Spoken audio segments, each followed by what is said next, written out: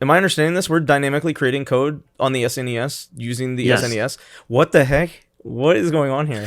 Hey everyone, how you doing? Today we have a special guest. Normally we do JavaScript on this channel, but what I'm doing today is something completely different. We're gonna look at an emulator for the Super Nintendo that's emulating the Nintendo. And this is gonna be completely different than what you're used to. So how did you get started working on this emulator? It was inspired by other emulators, mostly Project 64, Pocket NES, and Pocket SNES. I wanted to write a recompiler emulator for a long time, and I just didn't want something that's too easy, and at the same time, not something that's modern consoles. Like, I don't want to help piracy by a lot. So doing this on the SNES, emulating the NES, it's an idea I had in 2015, but it wasn't until 2018 that I realized it's actually possible to run games at full speed. So during these years, it was just theory crafting of what if it's possible, how would it be made? And it was just me counting the cycles, and eventually it reached 100% performance just by doing the math on the overhead and everything. You download Project Nested. There are two files. There's the SMC file. I'm going to show that.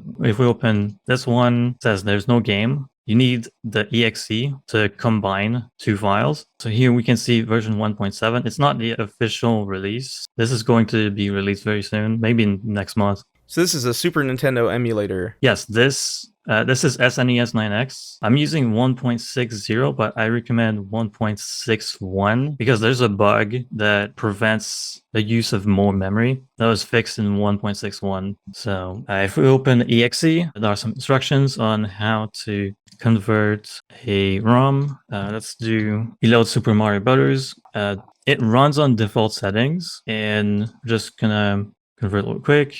It's auto playing some of the game. Then, as you can see here, SNES 9X.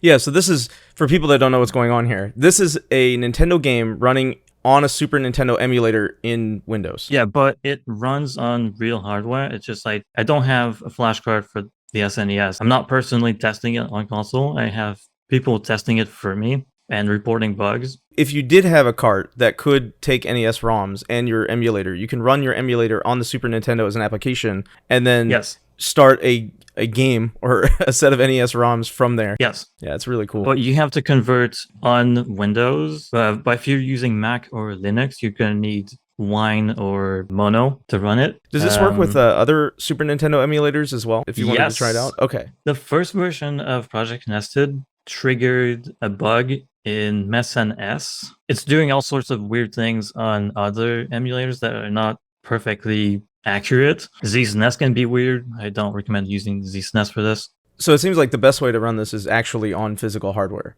where it's going to be guaranteed to work. Yeah, that's the main focus of it, but also on SNES emulators. So does this only work because the NES and the SNES both use the same CPU? No, it's not just about the CPU. It's mostly because of how the memory map is the same, or mostly the same. So we save cycles on emulating memory access. You being the same, yes, we save some cycles, but it's not necessary to have the same CPU. Is that because you can easily write a translation layer between the two? Yeah, there's a translation layer. Each time the game tries to call a subroutine, that subroutine gets recompiled by the SNES. And I want to show something. Also have version 1.4.2. It works. What I'm about to show you works on later versions, but there are more steps involved. And this is the easiest to show this example. So here we have Excite Bike and Super Mario Brothers, and use the old version. So what I'm going to do, so we're going to convert Excite Bike, default settings, save it. When you say convert it, what does that mean? This exe here, this executable, converts an NES ROM to SNES, but it's not completely a conversion. There's still emulation going on, and I'm going to prove that by converting Super Mario Brothers without using the exe. Are you ready? Yeah. Okay, so we have HXD here. We're going to need our copy of Excite Bike and our copy of Super Mario Brothers. You go to 047FF0, take the content of SMB1, paste it at this exact address, 047FF0. Okay, we're going to save, and there we go. We have game changed by just hex editing it. So the emulation layer is now built into the ROM somehow. Yeah, it's always been part of the SNES ROM, because the converter can't figure out where all the code is. So by having the recompiler run in real time or just in time, we're able to solve all of the code that's being run. Oh, I see. So it's a JIT or a just-in-time compiler that solves the problem of if you pre-compiled it wouldn't work correctly? We wouldn't be able to find all of the code. What you're saying is that instead of just pre-compiling the game code and converting everything to SNES, Super Nintendo wouldn't be able to find all of that in the ROM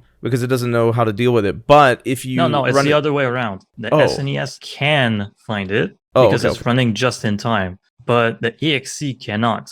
I see. Okay, next thing I want to show. Is that EXE there for just the emulation part, or it would also be needed on a Super Nintendo? The EXE is here to convert and merge two files together, because on SNES there's no operating system, there's no file system. You can't say open this file and this file. No, you need to open exactly one file at a time. So the only way to get the emulator and the NES ROM in one is to convert it. But the converter is also doing some extra work, like it's remapping where the data is. The EXE will remap some of the banks, so they're placed in places that make more sense in terms of memory emulation, so we don't have to spend extra cycles to try and convert the address. Instead, it's just more directly accessible. You got a just-in-time compiler, and the benefit of that is instead of pre-compiling, you're compiling on the fly in software. But then I'm trying to understand how the memory mapping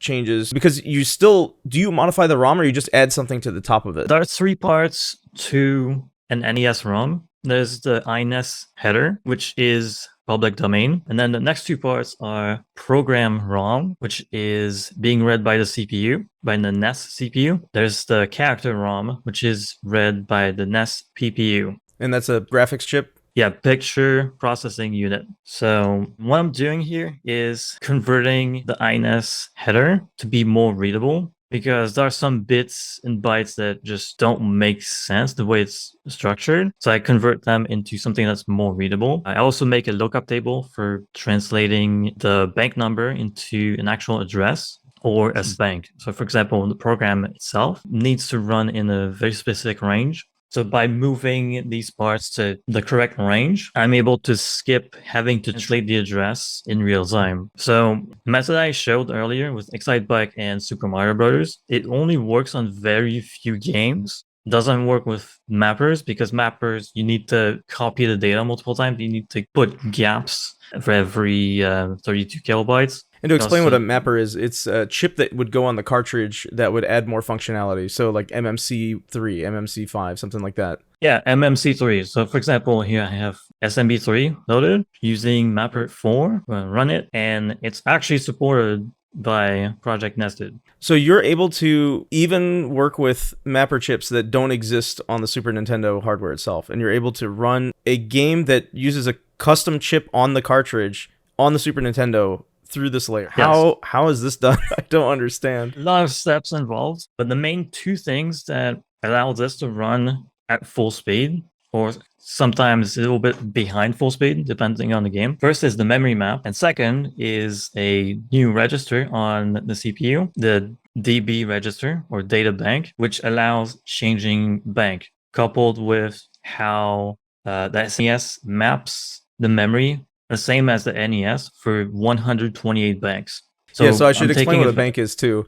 So a bank of memory is where you have basically your CPU is only 8-bit in this case, and so it can only target 8 bits of memory locations. And so if you need to target... No, it's 8-bit of data, but 16-bit address. Okay. So you can target 16 bits of address at a time, and then yes, you have way more memory than 16 bits available. But the only way to target more than 16 bits is to bank switch. So basically you're saying I'm hitting this bank of 16 bits of memory, or this bank of 16 bits of memory, or this bank at a time. And the mapper chips, I'm assuming, then would also do something similar on the NES. The way it works on the SNES is the address bus is now 24 bits instead of 16 bits on the NES. So the extra 8 bits to the address is the bank on SNES. Wow, it's a lot of banking space. Yeah, and we have 256 banks, half of which have the same mapping as the NES addresses. That's why you said you had 128 available. Yes. I see. That makes sense. And that should be plenty for all of the mapper chips and everything. No, there are some exceptions. MMC3 barely fits into this emulator. If you double the program banks that MMC3 supports, Project Nested cannot run it. Oh, interesting. How many banks did MMC3 have again? I don't think this is maxed. I think Kirby's maxed one. Okay, that's 32 according to the header. So you said even if you put it at 64, it's still too many for the 128 that we have for some reason? No, it's actually 64. You see 32? The 32 you see is from the header, from the INS header, but the INS headers counts 16 kilobytes of program at a time. But MMC3 counts 8 kilobytes at a time. So there are actually 64 program banks for MMC3 here. So basically, you also need some of those banks of memory for the emulation piece, or the... yes, and that's why if you double it from 64 to 128, some of these banks cannot be used for the NES program. I see. Which situations do you run into where you don't have enough banks available? Some ROM hacks will use more than max space for MMC3. So like not commercial games. I may run into this issue for commercial games. I'm not sure about MMC5. I haven't read too much into it. This is ASM, which is what, some kind of assembly language? Yeah, this is an assembly language that I made kind of casually. Yes. Okay, so let me explain how far back this goes. I made my own SNES emulator in late 2013, early 2014. It took me about 6 months to support most of the games that I played as a kid. The emulator is not public. There's not too much that's great about it, and it doesn't run too many games. It doesn't run sound. But eventually people ask for some hacks. Hey, can you help me hack this game? And like, yeah, sure. So instead of patching bytes by typing in the hex codes, I started writing a little bit of an assembler and then just added more and more over time. Just, oh, I need this, I'll add more to it. And it became such a big thing. Like I can't use a publicly available assembler now because some features that I have in this are not available in the public ones. And yeah. So basically you started writing one of these just for some quick emulation, and then people just wanted for more some and more quick patching. Yeah. And then people wanted more and more functionality, so you added it, and eventually you got to a point where your personal assembler... No, people wanted more hacks. Like, hey, can you do this? Can you add that? Like, what would be a hack? Like, one of the earlier ones I worked on is we had this SNESOT.com, which is no longer available, SNES online tournaments. We had tournaments of all sorts of games, and one of them was the battle mode of Super Mario All-Stars. In this one, I'm not sure if you've played it. It's like the arcade, but with a little bit more. And there's a shell. And some people would use the shell to play soccer with it. And if you score a goal, the other player had to take damage. That was the rule. And then I made it into a hack where people could actually take damage when the shell goes into the pipe. Oh. And that developed into an actual tournament of a ROM hack. But it also made things more consistent because you don't have to tell the other player, okay, go take damage. No, you actually take damage. And it opened some new possibilities with the gameplay. That was pretty fun. So yeah, over the years, I've just been modifying games using this assembler. I got so used to it, especially for local variables, which is the one thing that I would not trade for by... Otherwise, you're using global variables. Yeah. So here we have the recompiler. We have some local variables. I can just do .local and this and that. The first character for each one specifies the size. Dot is 1, underscores 2 equals 3. The size meaning in bytes? Yeah, size in bytes. So these don't look like registers to me. And I'm used to when you're hitting a CPU directly with assembler, you've got some kind of register you're hitting, like T1, T2, something like that. You have A, X, and Y. This function is a bit weird. It has 2 different returns based on whether it was called by the SNES or the EXE. Oh, interesting. But yeah, there's A, X, and Y. Then I have local variables, which what it does is on other assemblers, you would have to reserve space in what's called the scratch RAM, where you just write something temporarily and get it back later. This is using a form of scratch RAM where it pre-calculates a stack based on the calling tree. Are you saying that it takes all these .locals that it sees at the top here, and then it creates the stack based on that, and then now you've got a stack in memory that you can hit instead of having to have separate CPU registers you're hitting individually? Yeah, it's not using the actual stack of the CPU. It's using what I call a virtual stack or VStack. It's pre-calculating the position of each local variable. So every local variable has a static address in memory. Using static addresses is faster, but it's also in the direct page, which is even faster. It's the fastest memory to access is the direct page because the data bus on the 65816 is 8-bit. So by having 8-bit addresses, you load and store your data faster. That's the CPU used in both the NES and the SNES? It's almost the same CPU. There's a future generation on the SNES. So the NES has a 6502. The SNES has a 65816. Oh, okay.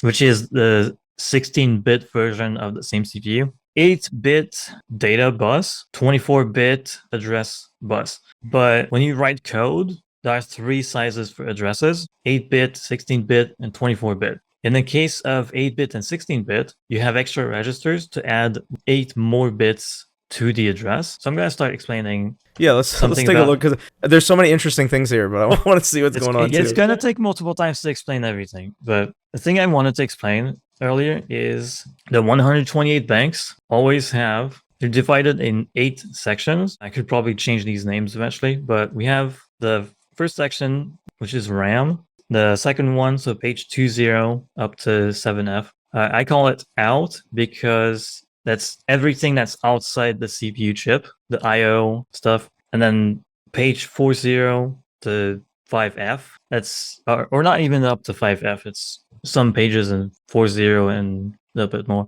That's everything that's inside the same chip as the CPU. This was in this range. Then we have 8 kilobytes of SRAM, or program RAM, as it's called on the NES. Then we have 4 sections for ROM. What I'm talking about here, the memory map, has nothing to do with code directly, like how you code. We have different classes and stuff. It's not exactly like that. But the way you've divided it out and named it, it feels very similar. Like if you want to hit something in the program bank RAM, you're essentially targeting the program bank RAM, and then you're saying like, I want to find. It's almost like saying I want to run this method in the memory, or on the out, or on the in, or something like that. You're wanting to run this particular method. No. It's actual memory. So for the 16-bit address space, there are 8 different sections. That's what those are. The last 4 are for ROM. So if we take, for example, MMC3, which can modify these ranges, but then this one's always static, it can actually only modify 2 of them. It's either these 2 are dynamic or these 2 are dynamics. And then the other 2 are always static. But this causes a problem on the SNES because on SNES, I have to change all of this at once. The other 3 remain the same for all 128 banks. So what I have to do is every time this range is accessed is change the DB register, which expands the 16-bit addressing mode. So when you have instructions that have 16-bit addresses, they add another 8 bits based on the DB register to make the full 24-bit. So by just changing the DB register, we're able to target the correct bank, but also keep access to the memory, the I/O. Because we have to change all 5 ranges at the same time on the SNES, what I'm doing is every time the NES code tries to access any part of that range, we add what I call a memory emulation prefix. So right before accessing this range, we check if DB represents the correct range. If so, we don't change the bank. But if it's different, we change the bank and say, okay, this is the new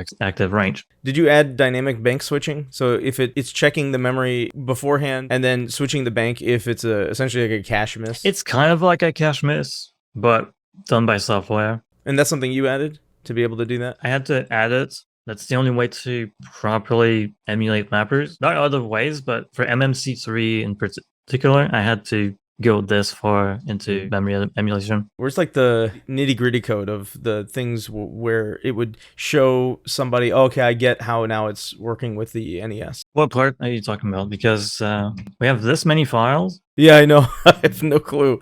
So I'm not sure if you noticed how much code is in there. almost 5,000 in just the recompiler. I think it's the biggest file. I'm not 100% sure on that. Once it's recompiled, is everything else pretty straightforward? No, there's nothing straightforward in this. Okay. Is audio a simple one to look at? I did not make the audio code. Okay. Of all the code in this, the audio code is not mine. But I did make some changes to the audio code. Mainly the pulse channels were a little bit too sine wave-ish. So I fixed that, and even version 1.0 of Project Nested doesn't have the sine wave. It has proper pulse waves or square waves. This is what I wanted to show, the precompiler, how what it does is an address. I never changed that. It's not supposed to be called ROM address anymore because sometimes it targets something else, and there's some checks here to see what range, like are we in RAM? Because if we're in RAM, we need to call the interpreter. Yeah, let me explain this real quick for people that might not understand how assembly works. So those three-letter parts there are essentially methods that you're calling, and then anything after that. So like LDA space $.rom address. What that is LDA is a command, and then the parameters of the function would go in after that, space delimited. And so yeah, but it's not a function. It's what the CPU understands. So it's actually called opcode and operand. But from like another developer's perspective, it might be easier just to, yes, they would see it as a function. Method. It's kind of like a function, but there's no call. It's what the CPU understands. Yeah. So during that cycle, this is what I'm assuming each one of these takes one cycle to execute. No. Okay. At least two for each line. So for example, we take this one. By the way, this is not the proper syntax for other assemblers. It's just kind of my own. That's how you're targeting the local variables? Yes. For this one, we load ROM address because this is the local variable. I also decide the length of the address. So dot means 1 byte. We have 1 byte to signify the address because it's a local variable. Because as I said, the address can be 3 different lengths. You said it was going to be 8, 16, or 24? Yes. In this case, it's only 8-bit because it resides in that direct page that's called. A page is...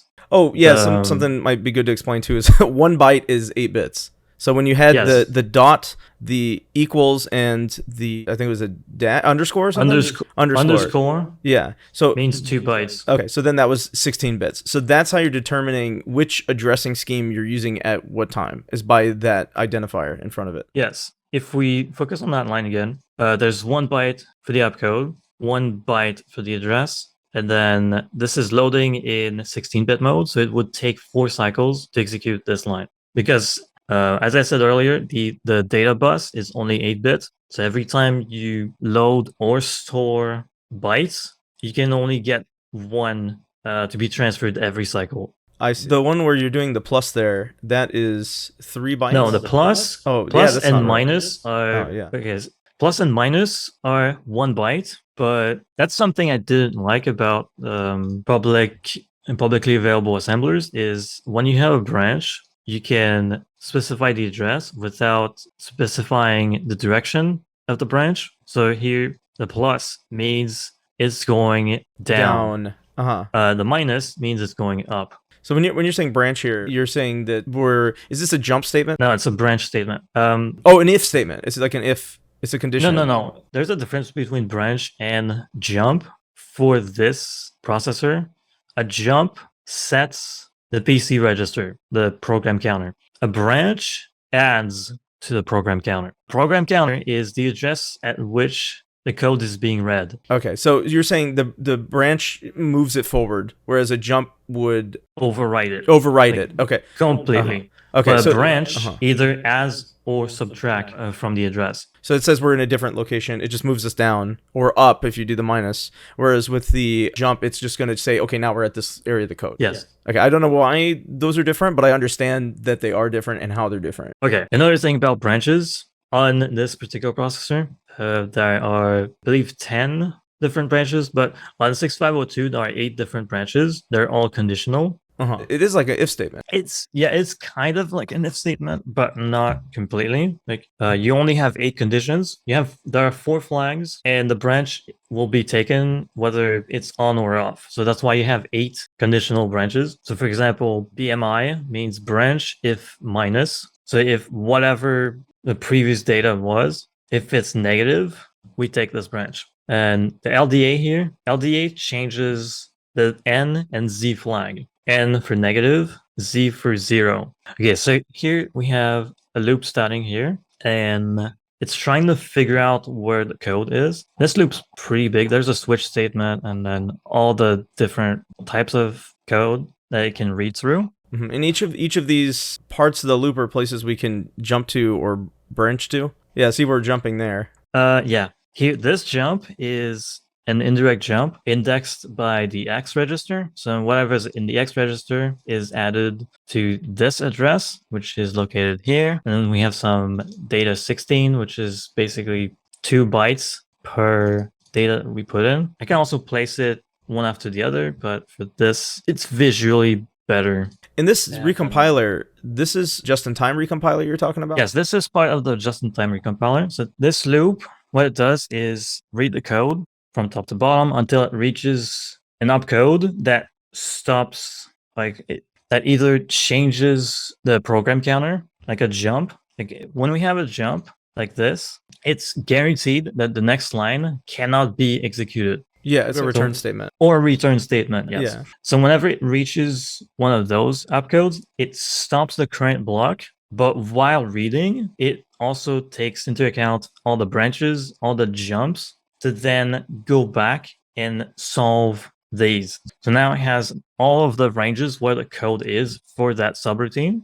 And once all the ranges are found, it then recompile sorts. Okay, so here we have sort. Well, to understand too, is it's like you're passing some variables in your return when you're jumping like that. Because typically you jump, you're out. But in this case, what you're saying is you're jumping, but you still have access to certain things in memory, and then you can use those to, like, after you found where all the locations are, those are stored in memory, you jump, and then you can now access that memory in a different area of the code. Yeah, the registers are just what's in hand. Like, it's like human hands. Like, you hold a tool, you want another tool, you have to put it somewhere, and then take the other tool. It's kind of the same thing with the CPU. You're kind of juggling the CPU registers a little bit. There are 3 general purpose registers.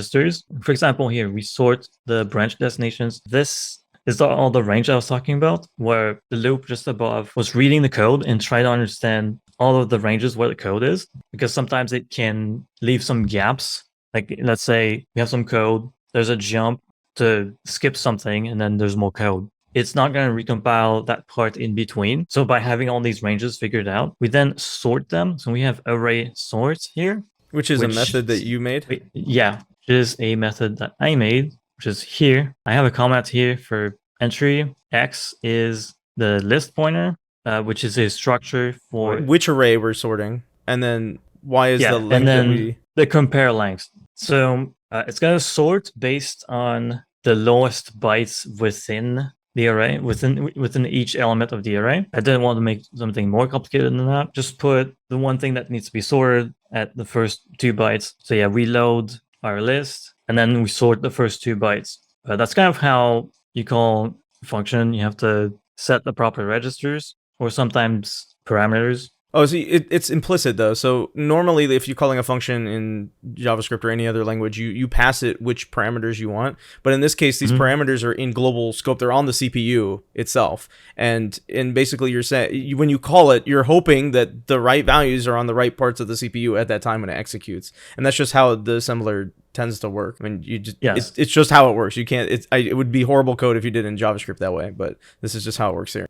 Mm-hmm. Yeah, so that makes sense, because I was wondering where your arguments are. I noticed you're calling a method, and I was like, where are the arguments? But there you made them up top. You put LDX, you put that recompiler in there, and then in LDY you put that memory address in there, and then you just say sort, and then that memory address is the length, which is I think 2 items that you're doing, and then the recompile branch destination list is that list that you created in the previous function. I want to say function, but in the loop that you had there, you were creating this array, and then you're sorting it now. Yes, sorting the array based on the starting address of each range. We sort our list to have all of the starting ranges in order. So we start from the very top and go down the list. Every time we reach the beginning of a new range, we change to that range. By range, you're talking about the range of, it's like a bank? Yeah, range of code, like there are different blocks of code that we had identified. So we go from top to bottom. We write the code in one go. So what are we doing here in this particular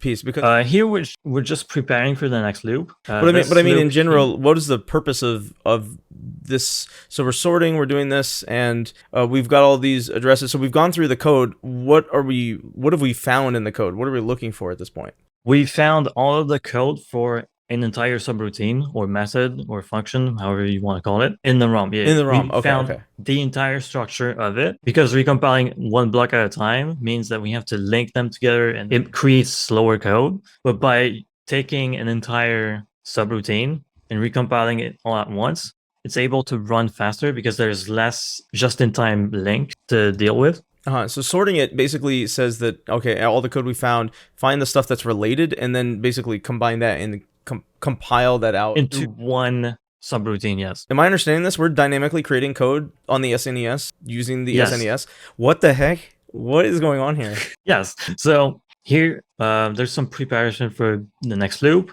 And here we're starting from the very top, and we're actually writing code. Here we have some conditions for whenever we reach, are we on a branch destination? So whenever we reach the start of a new range, we change to that range. And whenever we reach the bottom end of that range, we load the next range and start there. So this is just code to prepare all the ranges, reset some assumptions, because there's some optimization going on where it assumes certain things are set a certain way, so we don't waste cycles. And then here we actually write the code. So here it's loading the opcode and then jumping. There's a switch statement. So from here, it goes to switch statement of all of the different types of opcode. It's multiple in one. It's not all of the opcodes. It's for example, everything that's implied goes there, like clear carry, set carry, increment X, decrement X, things like that. Are these NES opcodes, or these are?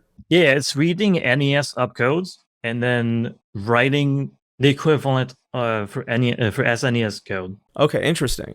And so because you know all of the operations that are possible on the NES, you can easily make that conversion. And so this is the conversion right here. But this looks like it takes more cycles. When I'm seeing this. No, not really. Sometimes it takes more cycles. Most of the time, it takes the same amount of cycles. So here we have implied. So increment X, it's like X plus plus. Decrement X, it's like X minus minus. CLC is clear carry. So these and more are the same on NES and SNES. You can just write the same code directly. So here we have entry. A is opcode times 2. X and Y are free to use for anything. Basically, you have these two args that you can use for any value, but you need to allow them to exist. Otherwise, you can't use them in every function. So it's kind of like it's can't... just what to expect them to contain when we're jumping here. And this is a comment, so it's something that you've added that is supposed to specify to another developer or yourself what is expected.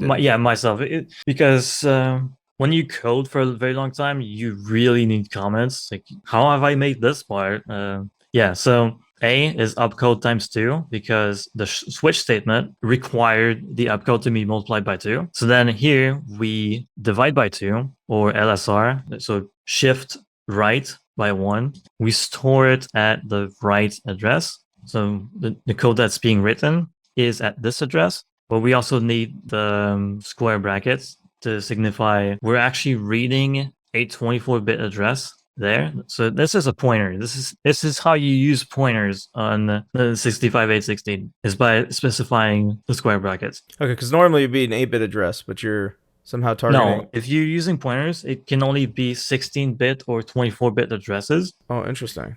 But the pointer has to be in the 8-bit range. So in the direct page. So if you have a pointer outside the direct page, you have to copy the pointer into the direct page and then use it. Yeah, but here it's a local variable. It's already in the direct page. So we write this here. It's writing in 16-bit mode, which we don't really care about. It's just waste an extra cycle. But changing from 16-bit to 8-bit costs 3 cycles, and then changing back costs another 3 cycles. Does it zero out the leading bytes when you do it this way? Because you're using an 8-bit address. In this case, it zeroes out the next byte because the opcode can only be from 0 to 255. But in some cases, it writes some garbage data 1 byte ahead, which doesn't matter because it's dynamic memory, and like as long as you don't overflow, it's like you can pretty much do anything.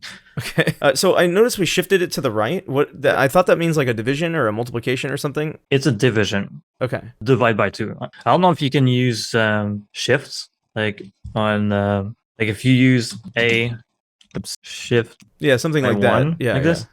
Yeah, that's what it's doing. Okay. I mean, it's not a common thing. I've rarely done it ever in my whole life, but it's something I'm aware of. I use it a lot. It's common if you're into making emulators or optimizing code. Shifting is faster than multiplying or even dividing. It's a really clever way of doing it, where you basically just shift the binary data over or forward to multiply or divide. And it's really neat that it even works that way in the first place. Yeah, and it's just as fast as adding or subtracting by 1. In this case, for other processors, for modern processors, it's the same as adding 2 numbers together. So yeah, here we divided by 2 because it came multiplied by 2. We write it, and then we increment the write address. So even though we wrote 2 bytes, one of them being ignored, because we only increment the address by 1, the next byte's going to be overwritten on the next opcode being recompiled. So when we increment the write address, we're saying go to the next one? Increments the pointer. And each opcode takes one address, one 8-bit address? Yeah, the opcode is 8-bit. The operand can be 8, 16, or 24-bit. RTS is... return from subroutine. Return from subroutine? Okay. Yes, because here we used JSR, which is jump to subroutine. It's basically a call. Oh, so it lets you come back to this part of the code. Return. Yeah, you can call into a switch statement. Okay, that's some of these things you can't do in most coding languages. I feel like you're cheating. That's what it feels like. Okay, there's a little bit of cheats going on. Things that you can't normally do in high-level languages that I'm doing here. Yeah, I can see that. In so many different places, I'll just abuse the way the hardware works to save a few cycles here and there. Yeah, that's crazy. So these are the operations that we're converting. So we just looked at one of them in particular, but it's not one of them. It's actually quite a few of them. You're essentially accessing a bunch of methods on an object and saying all of these methods just do a straight up conversion of them because they're already on the CPU. But in some other cases, you might say, oh, call a different function instead. So like, here's a couple variables. I'm going to define them and then call the method. And I saw it for the if you scroll down again to where the operations were, like right there on line 1424, it says, I pronounce it say. Okay. It's set interrupt disabled. It's very weird. It's very confusing. Set interrupt disabled, which is extremely weird because if you set it, you think, oh, interrupts are enabled. No, it's if you set it, then interrupts are disabled. Yeah, really confusing. It's always best to go positive first, but this is how they did it. It's one of the weird parts of the CPU. Yeah, but I'm seeing some things here. We're loading from the X register and then the A register, and then we jump. Oh, yeah, because we're calling something else, but we're not using the call yeah, I noticed that instruction. too. We're using jump for 2 reasons. So this is the destination. It's just copying code from one source to a destination. Oh, it's just this line. Wow. it's just the interrupt flag on the 6502, the NES chip. Yeah, what's STZ? Store 0. Store 0. Oh, so it sets it to 0 then? It's writing 0 at the address. Yeah, which is like false or true in this case? Yeah. And then we have the opposite here, clear, interrupt, disable. There are 4 lines. It's also 0 terminated. So I also have to be careful with my variables to not have a 0 in the address for each variable. Oh, because then you can overflow. Because you'll go underflow, I guess. Stops earlier than where I put the 0 termination. I'm not sure. I understand. So you have it like terminate at 0 at some point, but then if you that's what it is. Like here, this line is writing a 0 into. It's just to say put a 0 there. So I have to make sure that all this code is not 0. I also have macros over here.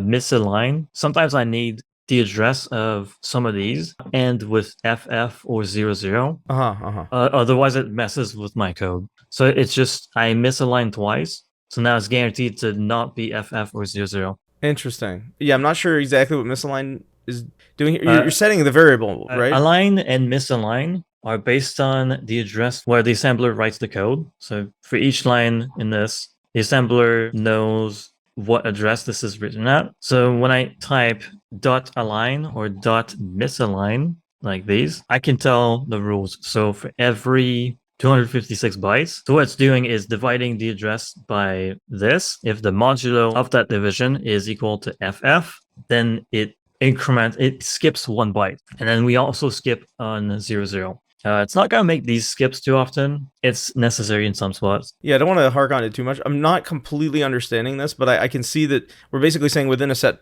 frame, we don't want to get the lowest number nor the highest one, because both of those are significant in some way in the code that you're writing. Yeah, FF is used as a wildcard sometimes. Here's an example. So I have FF here. It's supposed to be 0, but I put FF instead, where it's used as a wildcard to say, hey, if you see FF, replace it by this exact value. Sometimes it's not a 0 that I want to write. Sometimes it's something else based on parameters. I feel like I'm starting to understand this more. So this is the nitty-gritty part, though. This is the just-in-time compiler is where most of the magic is happening, I feel like.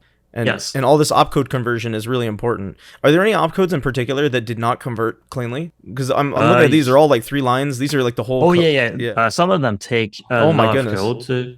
Okay, this one here. Yeah. Okay, this one is not part of the switch statement. It's just to add the memory emulation prefix. We have all of this. There are some conditions. What's the active range? Is memory prefix known?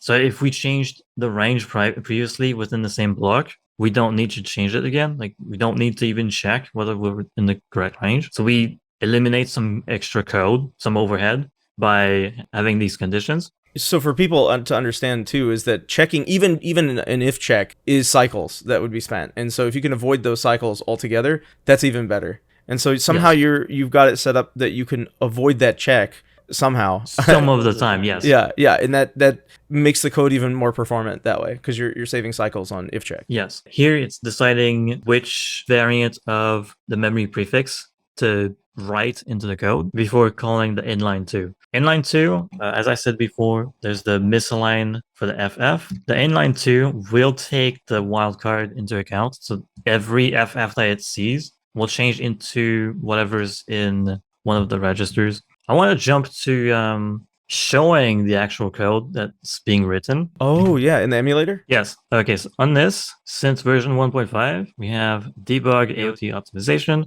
which is basically the exe uses the just-in-time compiler, extracts the code, and then optimizes it more. Okay, what? The fact that you're like, I feel like you've got some like robot there generating the Super Nintendo stuff off of the NES stuff, and then on top of that, you're able to do even more stuff on top of it. You like got an AI running behind the scenes, like, oh, I know how to make this code faster. I'll do this. Okay, I saved profile, and then you're gonna hit save, and we see autoplay. What this does is we have 3 instances of the emulator, just mashing buttons. One of them is not doing anything, so just running the intro. One of them is mashing A and start. One of them is mashing random buttons. And by doing that, the emulator will find new subroutines that it's going to recompile and then run. But it's also going to send the feedback to the exe.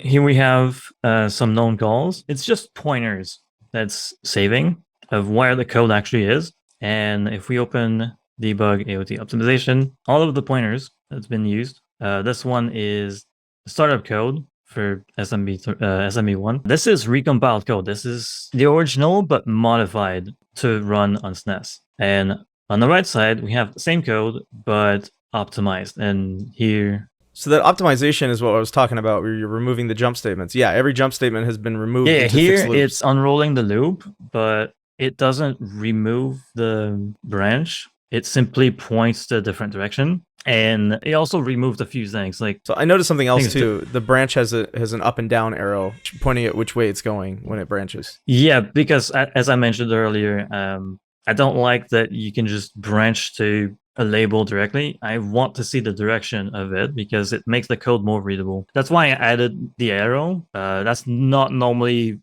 When you write code, there's no arrow that you put in. You just have to find B2 somewhere in there.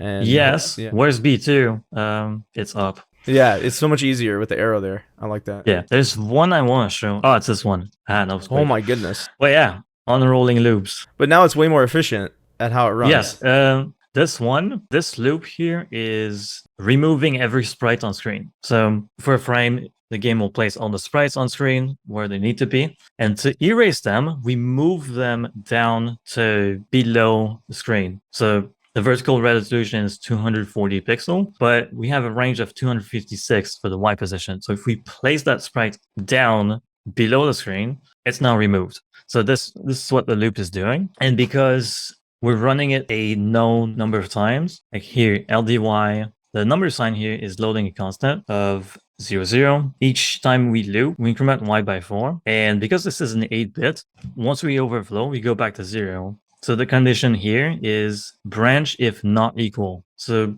every time you change anything with the registers, it changes 2 flags. The N and Z flag, so negative and 0 flags, are being changed based on the content of the register. So branch if not equal means it's the same as if the value is not 0, we branch back. So once it overflows back to 0, branch is not taken and we return. And then in this one, we call the first method to move them down continually. Oh yeah, it's not exactly calling, it's executing an STA. But I'm noticing here, so if we go to the top, this is really interesting how you unrolled it. It has in Y, which is increment Y by 1, and you have 4 of those. So then if you look at the address that we're targeting every 4 bits or bytes. Yes, because the comma Y here adds to the address. And somehow you were able to interpret the code that you had here and understand that, oh, I see what's happening. It's going to do this operation. You're basically finding the next value of Y, and then you're adding that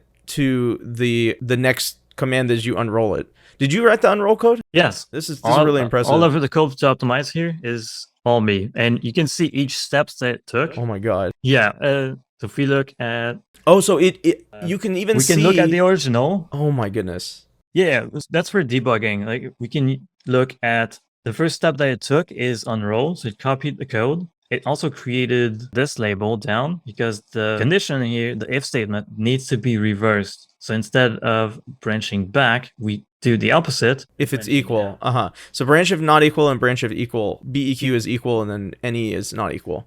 And so if it's not equal, you go back up and loop again. Or if it is equal, then you branch down. Yes. So it's basically the same line, but we have to write it differently. Once it's trying to unroll, the thing that happens, next one is remove unused labels. So this label was, I think it was the original. Yeah, it was the original. But now this is using B2 instead. Yeah, so you don't need that label anymore. Because it's not being used. Need that. Yeah. The next one, here we load a constant into Y. Yeah, to reiterate what that LDY is doing there, it's basically loading into Y or storing a value or making a variable, essentially, based on the value that's in the memory address at a bit 00, which is a constant value. It's never going to change. Yeah, the Y is a register within the CPU. It's kind of like your hands. You can hold 2 tools with your hands. The CPU also has these sort of hands, if you want to call them. It can only hold a few values at a time. Yeah, you have X, Y, and then A for accumulator, maybe? Yes. Okay. A is for accumulator. X and Y are for index registers. So because we load a constant here, so if we go back here, Y is a constant, and then when we reach this, we index it by Y, but Y is a constant. So we can solve this by simply removing the Y. Oh my goodness. This is like cooler than the rest of the stuff you showed me. To me, this is more interesting.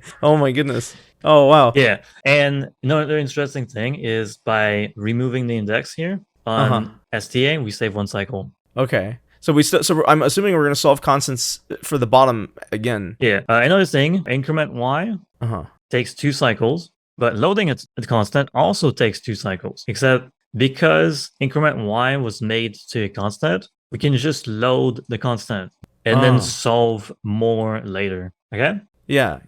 So we're loading more values. I mean, is this temp code right now? Because this doesn't, when it executes this, oh no, it's fine because we're just going 1, 2, 3, 4. Yeah. So now we're going to the next one. This code is usable, but we're just looking at the steps that the optimization took. The next one is unroll again. Then this one, remove code. It removes some of the LDY. So if we look here, But if you load Y and then you load Y again, the previous load Y doesn't do anything. Like it's never going to be, because you're just setting a variable, then you're setting again, then you're setting again, then you're setting again. So you just removed all the previous one. Yeah, and it removes the one at the top because it's never used. Look at this. Oh, what? Oh, because we got rid of it by injecting the STA directly with that memory address. Now we don't need to... Yeah, the STA doesn't use Y anymore. And then we have more load Y.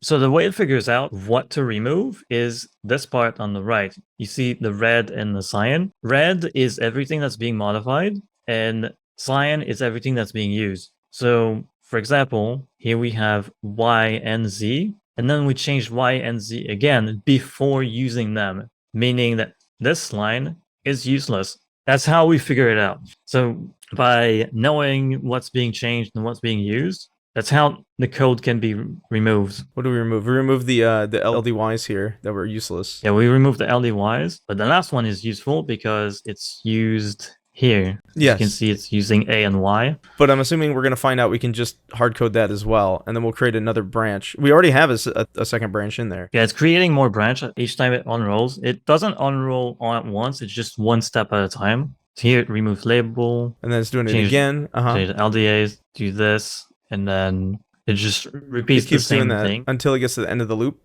which is 255 times or something. 64. Oh. Yeah, because it's every 4 in 8 bits. Yes, it's every 4. My bad. Why were there 258 steps? Oh, because there's remove label, add the thing, change it to the thing, and then do it. Yeah, there are 4 different steps being had each time. Okay, so I misunderstood. But yeah, it's 64 because you're running every 4. Okay, that makes sense. That's so cool how it does that. Yeah, that's the number of steps. Now, this also makes the ROM size a lot larger. Yes, but we don't care because SNES ROMs can be 8 megabytes. Oh, and the NES are like what, 1 meg? NES, I think it's just under 1 meg. I don't know if there's 1 meg. You could be wrong about that. Let's look at Kirby on. I can use up to 8 megabytes on SNES. I'm nowhere near using all of it because, as I said earlier, I can only use 64 of the 128 banks for the NES ROM. So the other 64 banks are used by my code, which I only use about 7 of those banks. And then there's another thing going on is each bank has a top and bottom. Top range, which is from address 8000 to FFFF. That's the part where the program ROM needs to be. We looked at this before. So the highest ranges, it's all ROM.